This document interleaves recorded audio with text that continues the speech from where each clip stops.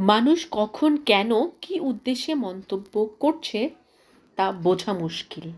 এই যেমন মদ বিক্রেতাকে কেউ জিজ্ঞেস করে না মদে পানি মিশিয়েছে, কিন্তু দুধ বিক্রেতাকে ঠিকই সন্দেহ করে পানি মিশিয়েছে ভেবে।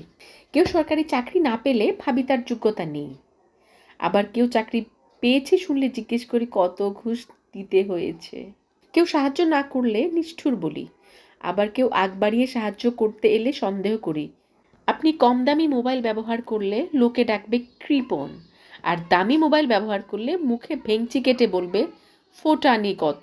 দূর এলাকার ছেলেটি গুগলে জব করছে শুনলে প্রশংসা করে বলি ছেলের মেধা আছে, অথচ পাশের ঘরের ছেলেটি গুগলে জব করার প্রস্তুতি নিচ্ছে শুনলে ভাবি চাপাবাজি।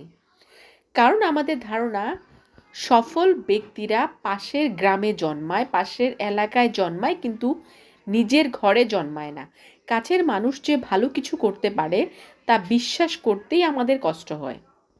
আমাদের মানসিকতা নেগেটিভ ভাইরাসে ভরপুর। বিশ্বাস করুন, পুরো পৃথিবীতে আপনার মতো দ্বিতীয় কেউ নেই। আপনি চাইলেই সফল মানুষদের একজন হতে পারেন। আপনি যাই করেন না কেন, কিছু লোক পিছু কথা বলবেই। অতএব লোকের কথায় কান না দিয়ে এগিয়ে যান দুর্বার গতিতে।